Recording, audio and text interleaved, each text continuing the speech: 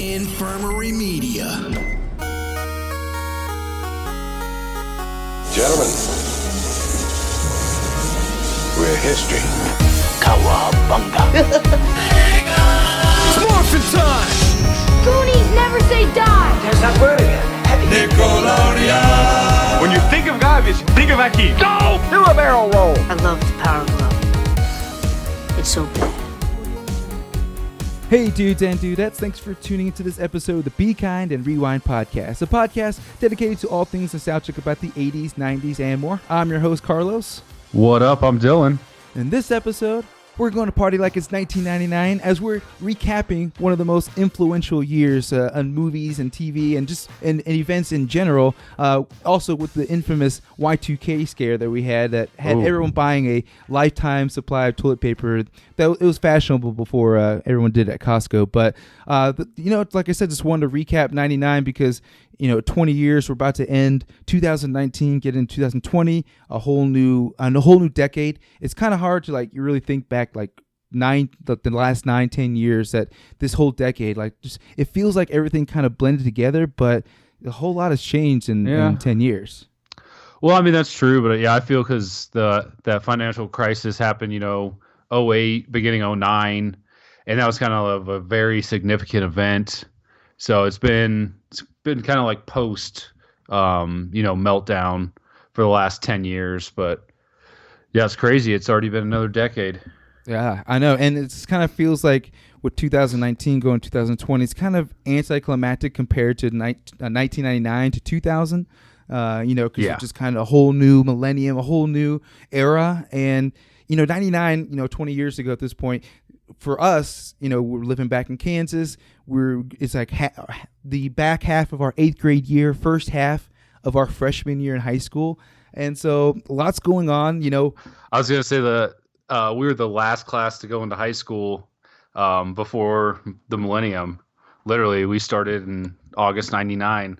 And I think we were probably the last class to go through high school without any social media as well. This is because it was like 2004 or 5 when or Facebook, first kind of came out. So we managed to go through middle school, high school without any social media. It's crazy to think about now because it's so prevalent. It's everywhere. But yeah, there was a time where your life did not. I guess you didn't have to always be looking at your phone for likes and pictures and stuff, but we had different things though. We had like the Yahoo Messenger that when you got off school you had to run over to the computer and sit at and just talk to your friends that you just got done talking to at school, which was a thing for a while. Yeah. And it's pretty much just texting, but it took way longer, just wasting time. I guess It was ridiculous. Should have just called him. Yeah, and then of course this is when our infamous vodka and Fruitopia made its debut, I think. Oh, yeah, that's very true. It's it's a crazy combination, those two together. The best way you could get by a high school day with a little vodka Fruitopia. Best and then ever. of course, probably pumping out like our stereo systems. We had like some Korn or some Incubus or some Limp Bizkit at the time. Oh, definitely. Korn was huge at this time. Oh yeah, no, people hate on the new metal, but it was huge when it was in its prime. Yeah, well, and especially '99, there was still MTV was still very, very big. Total Request Live, music videos were still a huge part of the whole. Remember the whole Total channel. Request Live, counting down the top 10 videos. All that stuff, man.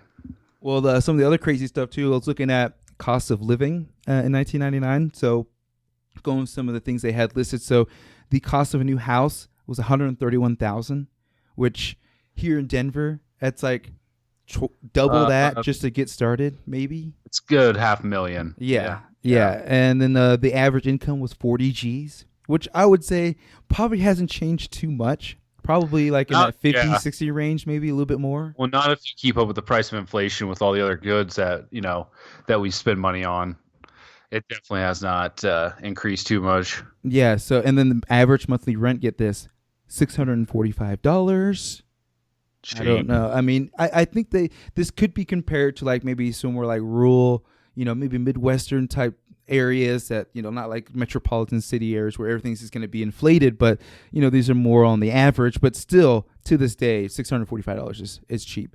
The cost of a gallon of gas, $1.22. So this is, I think it was like mid 90s when we finally hit that tipping point where gas was consistently over $1. Oh yeah, I started driving 98, 99, and I still remember when it was really close to $1.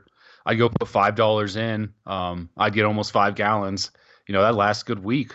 Putting around our town. Yeah, people would go nuts because I remember when I would get my parents give me like $10 for gas, and I'd always be like $10, 10 gallons of gas. Not the case anymore.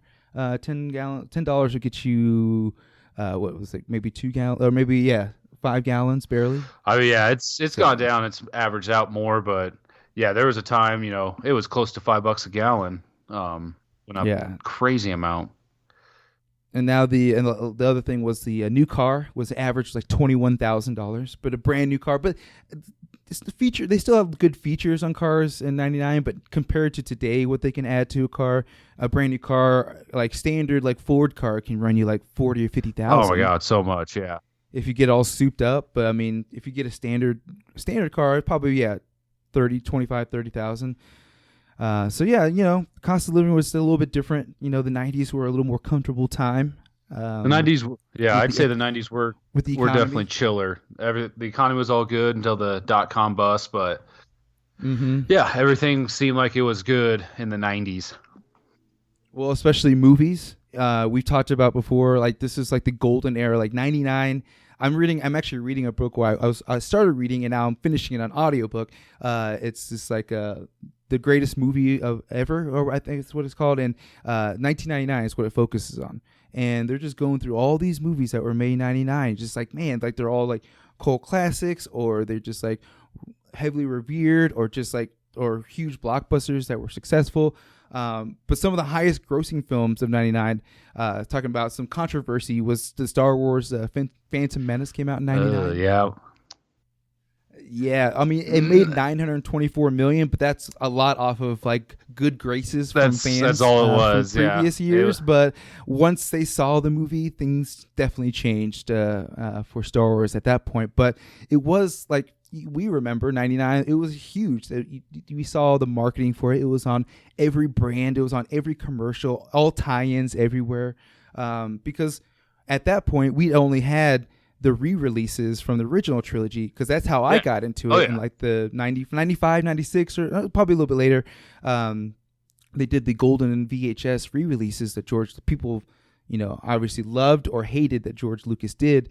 And that really kind of reinvigorated my fandom. So I was excited for this. But yeah, I kind of had the same reaction. And I can't imagine those who had been loving it for, since 77 when the original came out.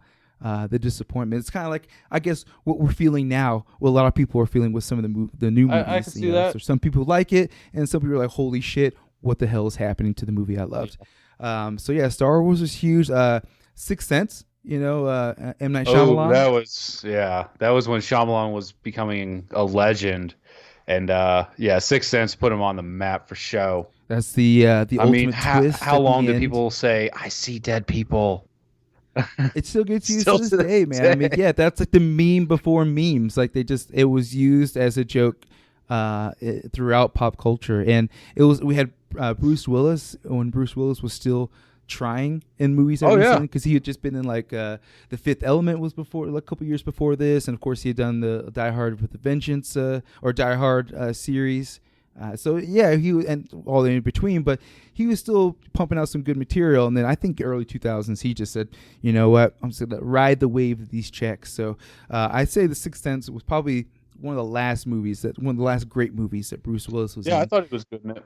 I thought he was good in it too. I agree on that. Yeah, and then, like you said, the twist ending, for those who have not seen it in 20 years, he being being dead the whole time was like, I mean, shit.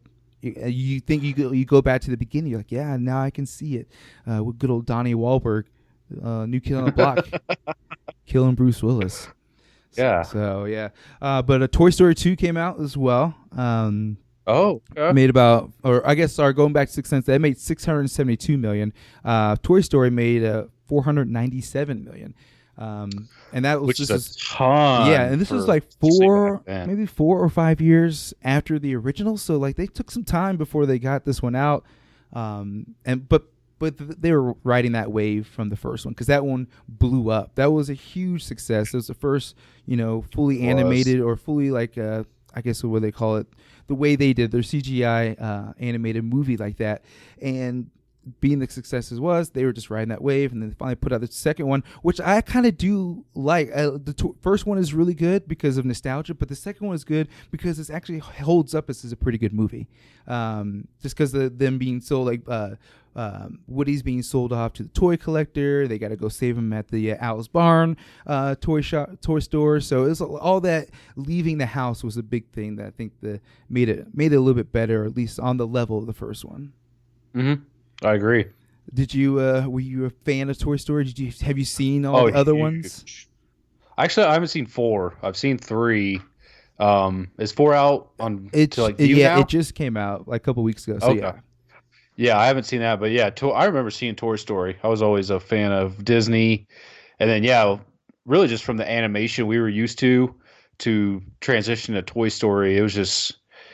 That was next level. It was. I mean, we were so used to just seeing the 2D, classic Disney animation, and all of a sudden, Pixar becomes part of Disney, and we get this whole new different type of animation that, just kind of blew our minds and right out the gate. Like sometimes with new stuff like that, it could take a few tries before it's a success. But I mean, they did their shorts and they did all their animated stuff before to make sure they sort of mastered it. But the first full length to come out with being the success it was a pretty huge hit. And for them to continue churning them out for at least another decade before, they probably had a couple that weren't as successful, but Pixar is Pixar. So another one that came out, we'll talk about 2 more here. The Mummy.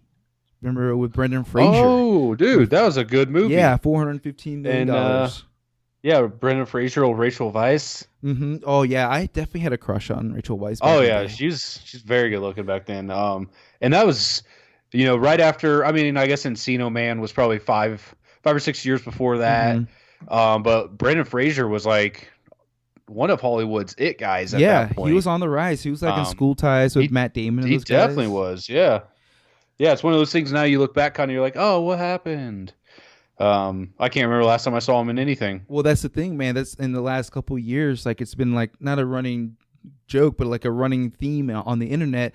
Like people are like, "What happened to Brendan Fraser?" And like, why can't we see him more? And what happened was like, these Mummy movies were successful, and he was in all of them. I think there's like 3 or 4 of them.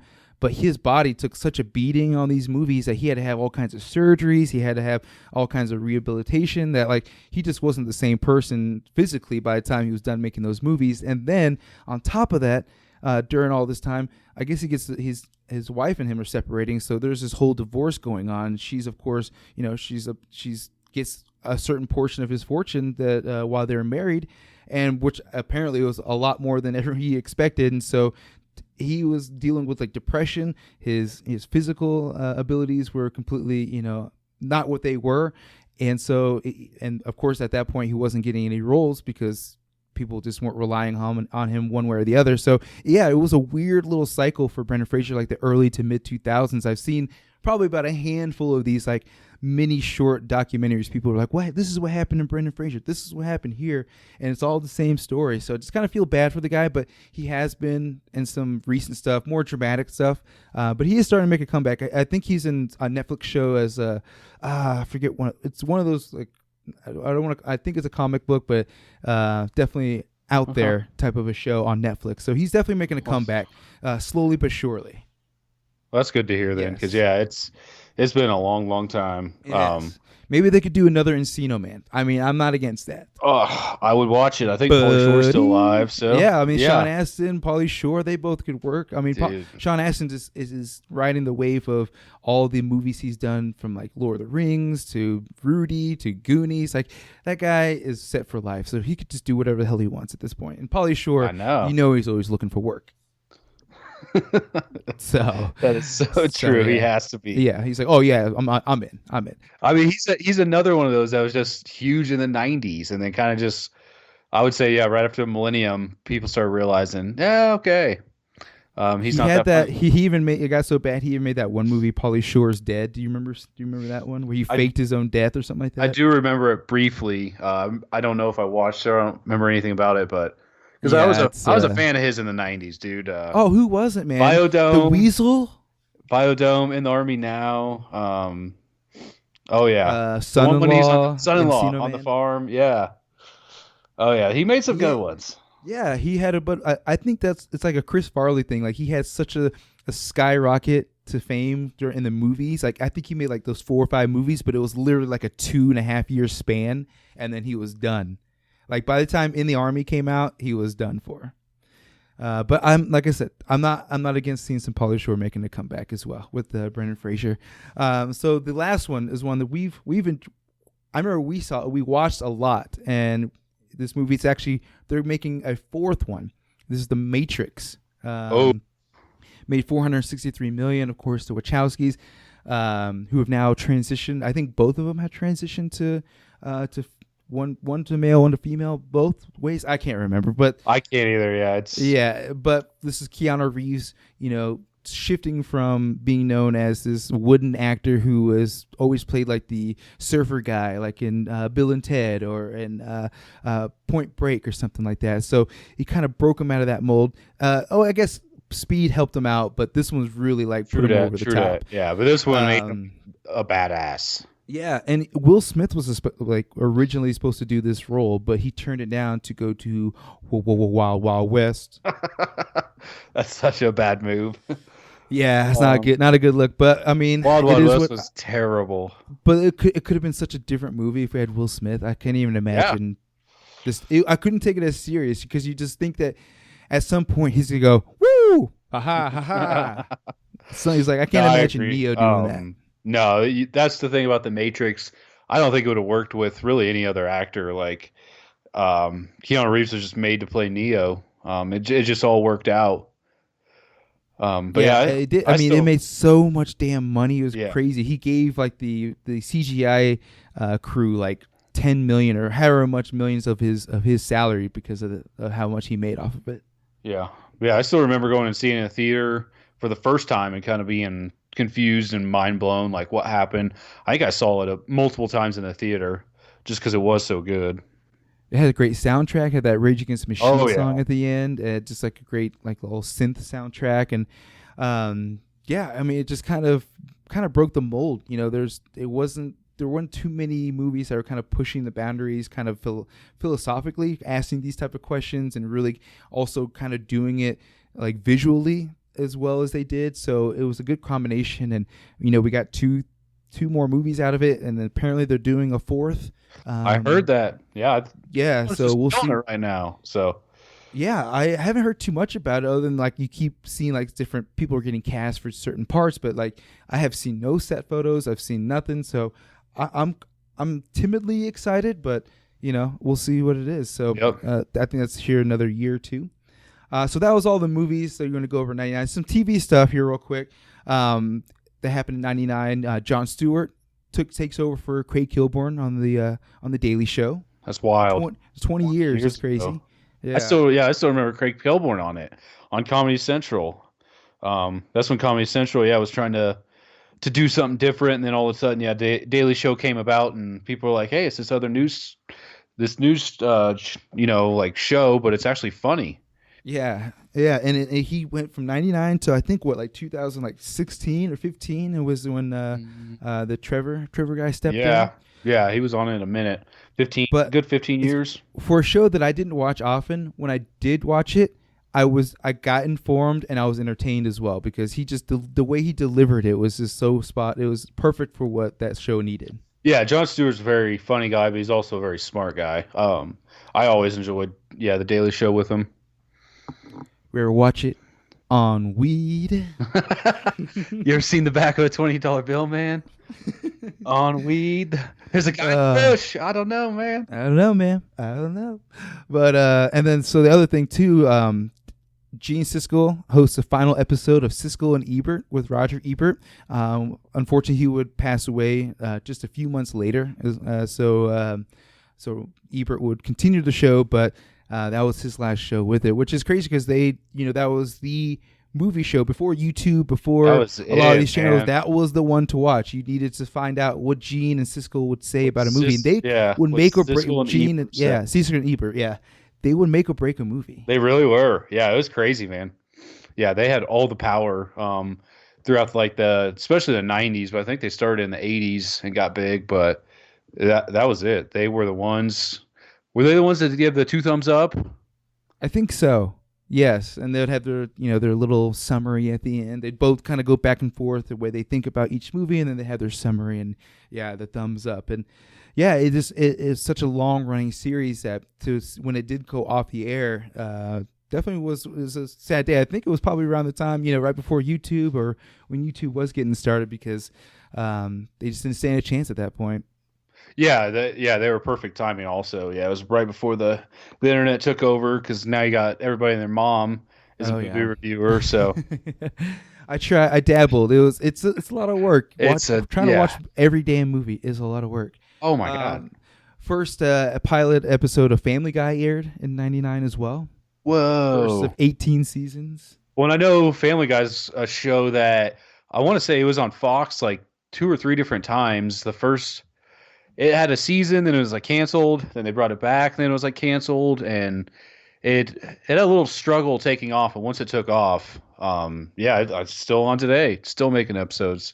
I remember I was against it because I was like, it's just a straight up Simpsons ripoff. But once you gave it a chance, it definitely had its own brand of comedy. It was similar in regards to what it looked like for The Simpsons, but it definitely had its own brand of comedy. Oh, it's I haven't watched it in a few years. I was gonna say I haven't seen an episode in a long time. Yeah. Probably the first 5 seasons are probably the most watched seasons out of all. I assume. But and then also speaking of shows that are starting, SpongeBob SquarePants premieres on Nickelodeon in '99. 20 years old. I think at that point I hadn't watched Nickelodeon really anymore, so I knew about SpongeBob, but no, that was I wasn't there anymore. I left that behind. No, that's what I was gonna say. I just started tuning out. 99, 8th grade, 9th grade. Look, I'm more MTV now, so we all made that transition. Yeah, and I think we'll do an episode talking about the end of the Nickelodeon era, which is kind of SpongeBob kind of marked the end of the 90s Nickelodeon era with Doug and the Rugrats and all those shows. They were still popular, but SpongeBob SquarePants just took on a whole new level of obsession. To this day on the internet, SpongeBob SquarePants is the highest used meme. They use I think a scene of a frame from every scene of every episode has been used for a meme of some sort on the internet. That's how crazy SpongeBob is not to our generation, but the kids who are about I would say 3 to 4 years younger than us. Those are the ones who were heavily into SpongeBob because we are the ones who were into Doug 3 or 4 years before that. So this was their obsessive new cartoon on Nickelodeon. And I kind of missed out on it. And going through college and living in college towns, a lot of kids talking about SpongeBob, but I was just we were just out of that loop. Definitely were out of that loop, but it's still popular. There's making another movie apparently. I think a fourth one. It's huge, and it's ridiculous characters, but hey, it works. If it works, it works. So, also last thing for TV in May, Home Improvement with Tim Allen ends its 8th season with the finale on ABC. Man, that was one of my favorite shows in the 90s, I gotta say. I think I've seen every episode at least 5 times. We're currently doing our run through on Hulu. We're trying to go through the Home Improvement saga. Yeah. And they still hold up. I mean, I would say 9 out of 10 jokes still hold up to this day. Dude, yeah, that was a good show. Oh man, it's like Tim Allen just came out of nowhere, just being a stand-up comedian. He had been busted for cocaine possession, not just a few years before Home Improvement, with his porn stash and everything. And then all of a sudden just breaks into Home Improvement. During Home Improvement, he also lands the role of Buzz Lightyear with Toy Story, and then he does a Santa Claus, and so his star power just skyrocketed during the whole run of this series. And he was huge in the 90s. He definitely was. Oh yeah, well, I mean, he's still on like a couple of what are they? Sick. I think it's like Last Man Standing. Is that the name of the show? These. Oh yeah, Last Man Standing. Yeah, I watched it some. It's pretty funny. Yeah, I mean, he's still that show's been running, or he at least had a show before that in the early mid 2000s. So he has been like he's just been cashing checks for a long time. True that. He has. Yeah, so yeah. Okay, so we're gonna go over music before we get into Y2K stuff here. So stuff in music this year, 99 in January, Britney Spears releases "Baby One More Time," peaks at number 1. That was January. We all 99? remember that video. Yeah. Wow. I remember. So that was I remember the seeing end of our 8th grade year. Yeah, I remember seeing that after school, the next day, going to school and talking with people about it. Like, did you see that Britney Spears video? Like, what was that? Because that's the thing, people back then, we didn't have the internet. We couldn't. You had to wait for that video to come on. You couldn't just get back online and like look that up. Like, you literally had to watch Total Request Live the next day to catch a glimpse of Britney. I remember it was, the song was pretty catchy, but the schoolgirl outfit was definitely they fucking nailed the intentional, video. grab of the young male audience. Yeah, who wears that to school? Nobody. Well, some private schools apparently do, but yeah, I think the skirts definitely sexed it up on her. The skirts, yeah, usually a little longer. She was like 17 at the time or something like that, probably. Oh Who man, knows? But yeah, that was. But yeah, that's real. That started the Britney Spears, run of the late 90s, early 2000s. Because I think it was probably like 2004 or 5 when she kind of started to fade out. Because she had that crazy year, like 2007 or 8, when she shaved her head. You remember that? Yeah. Oh yeah, she went crazy. Straight. Yeah, I mean, she had a lot of attention on her. I can't blame her, but it did happen. So, but all right, next thing we got Eminem releasing the Slim Shady LP. Mm-hmm. I still remember that video too. They did the big premiere. I'm like, okay, let's see who this guy is, and then, you think of a rapper. It's just you have a certain expectation, I guess, and then when you see Eminem, you're like, whoa. Okay, and then not only is his appearance not like a rapper that you're expecting, but the way that he was rapping was so much different than the rap that we've been hearing, because we're so used to, like, we're still at the end of the gangster rap era. We're kind of getting to P. Diddy and the party rap era at that point. But Slim Shady was like, he was combining a few things. Oh yeah, well, especially that first music video, I'm Slim Shady. He was almost talking like in some. Yeah, it was like spoken. Yeah, spoken. It really, it really was like the exact opposite of Biggie and Pac, hardcore gangster rap, and then all of a sudden it's this white guy, like making this funny music video, and it's a catchy song, but the whole album was fantastic, and he blew up as soon as that album dropped. And I mean. And that was just that first song. Other songs, were more conventional in the rap game, which is crazy to think like that's the song that he chose to be the debut. Even though, of course, it's I'm the Slim Shady LP. But yeah, I was thrown back when I saw the video. I was intrigued, and then we were all inundated with white tees and bleached hair among the middle schools and high schools around America. Yeah. So, that's true. I admit I definitely bleached my hair a couple times.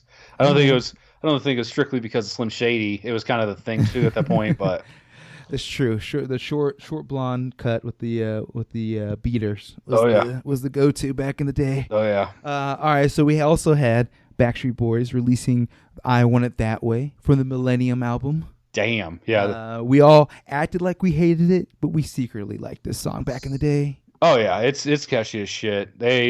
You can't hate on those guys. They were super talented, and they were worldwide pop stars at that point.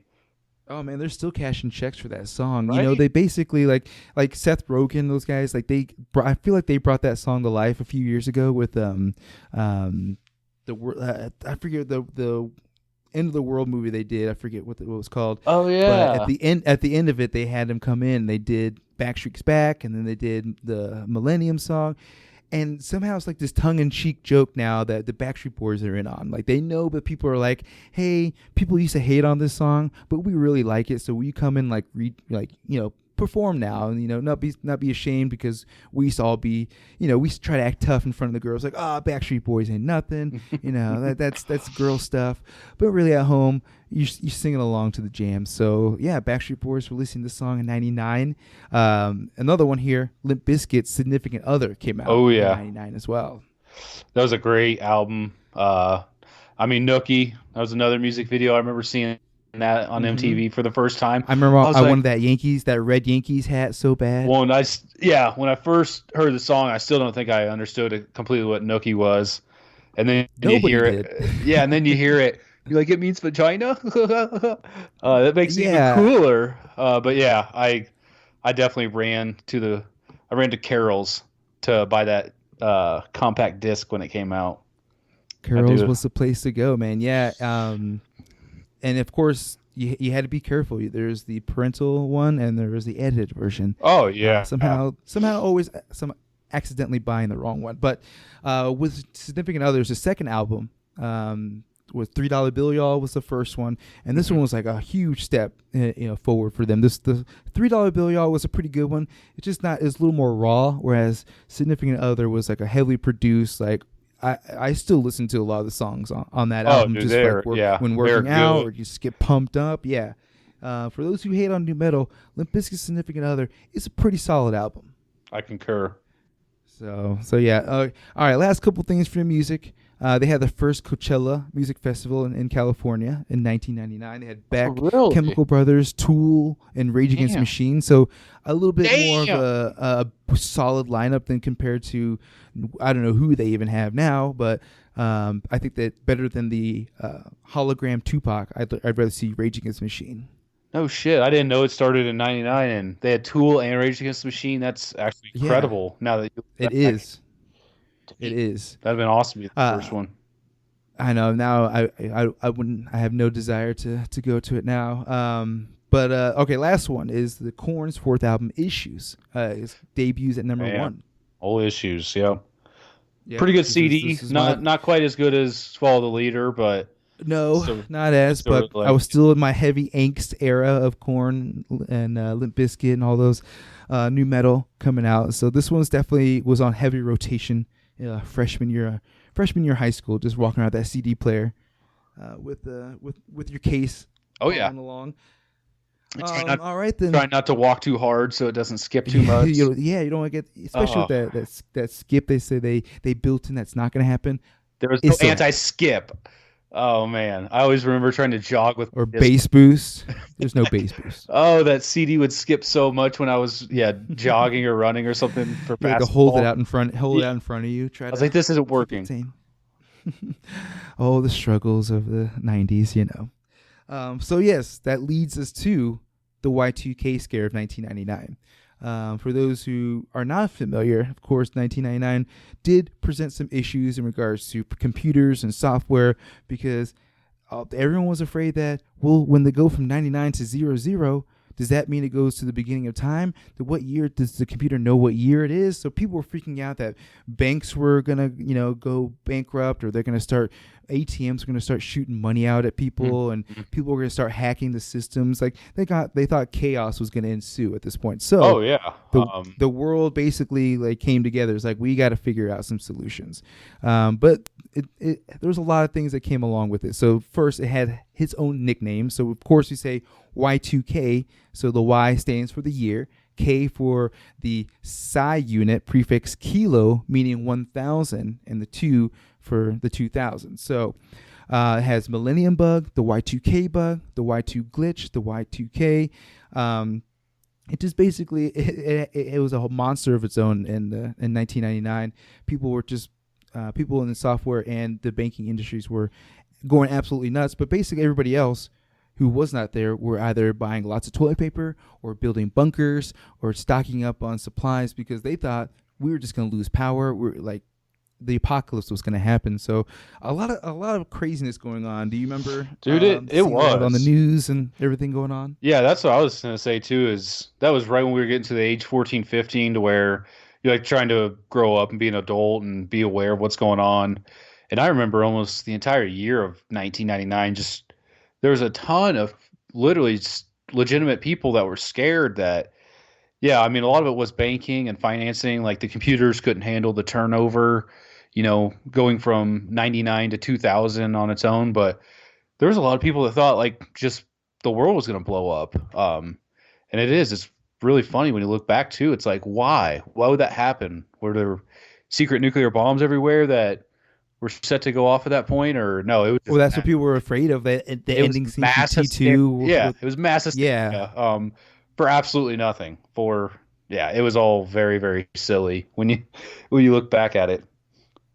I mean, yeah, it was crazy because it's funny too because they knew about it probably for a couple of years, but it really didn't get amped up until like, probably a couple months into 1999. We're like, oh yeah, we got this thing coming up here in the end of this year. We got to figure out. And I know the government has probably been working on it for a while, but the public was being made more and more aware of it throughout the year. And so, yeah, you just start seeing more articles and more news headlines and stuff about people stocking up, people building their bunkers. You also see people exploiting the whole situation as well. You see like like churches and certain organizations, individuals, people who are survivalists or cults, forming these conspiracy theories about Y2K, and just like you said, embracing or exploiting the whole situation and making a lot of money out of it at the time, which is crazy to think that.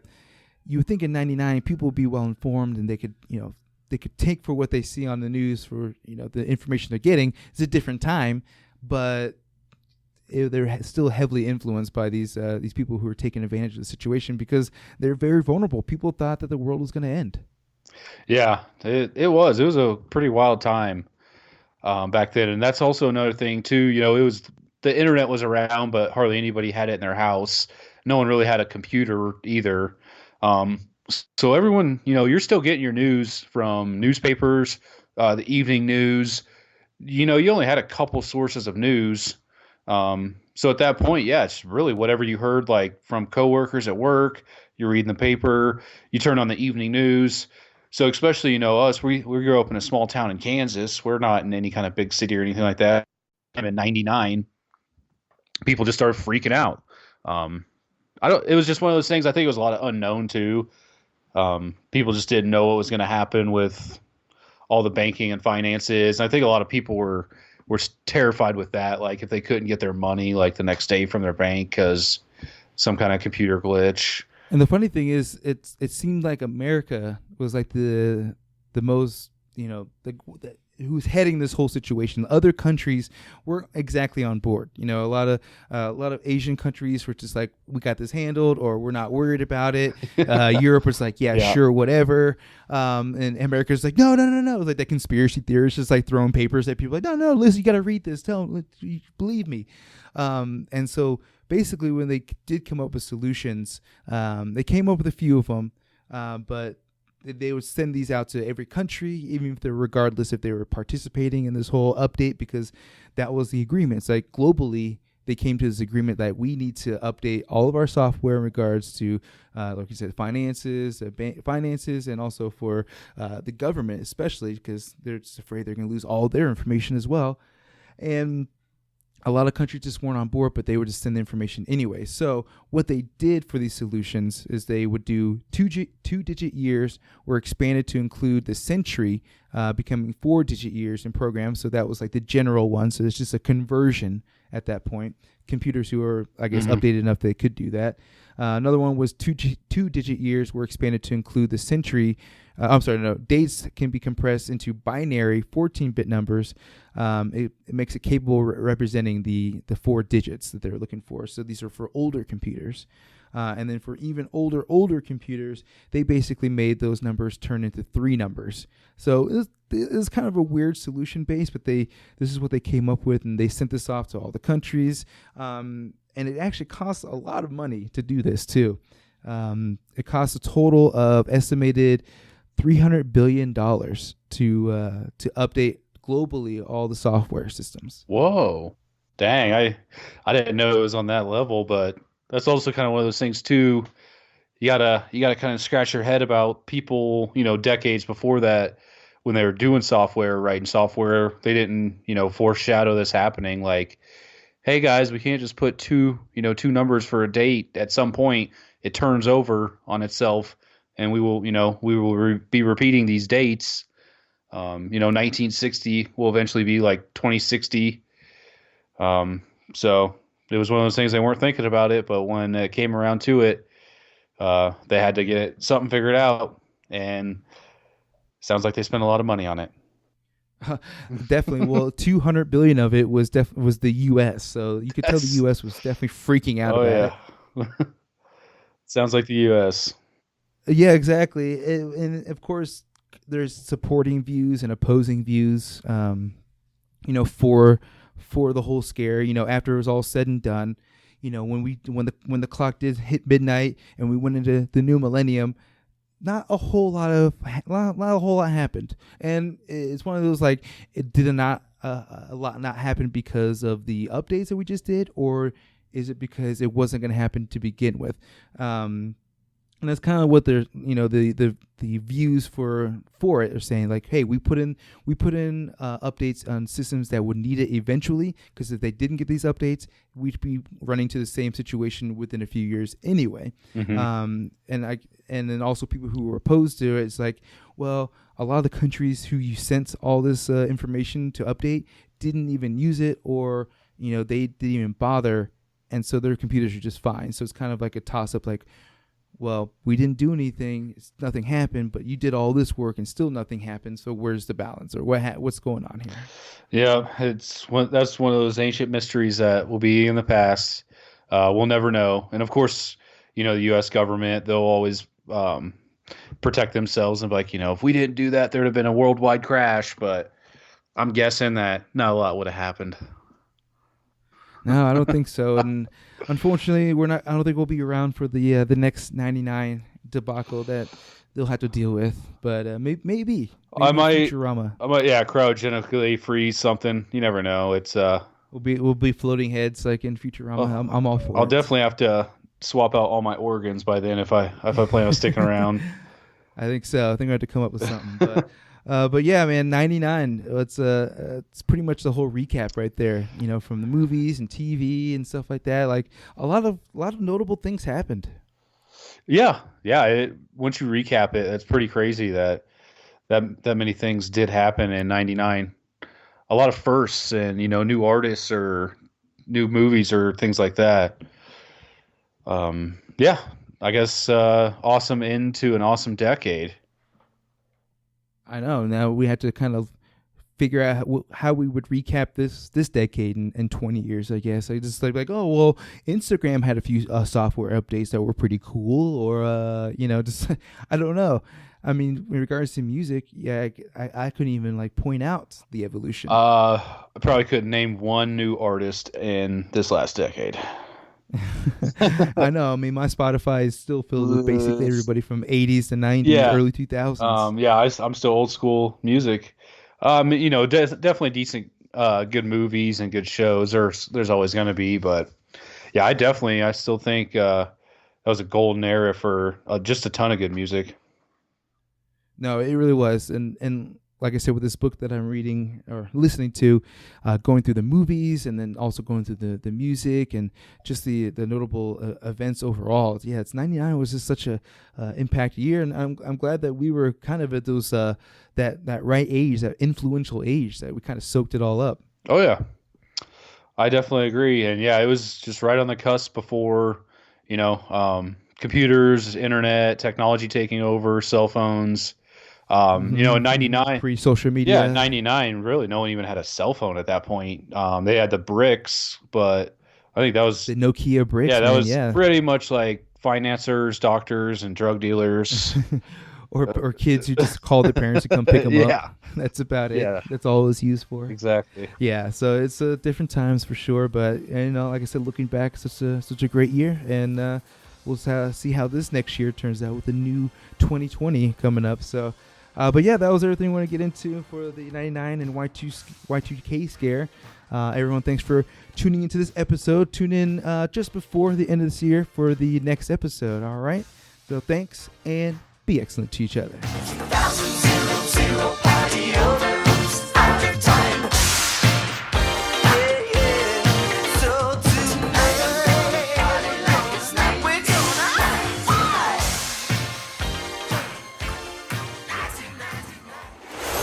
Infirmary Media.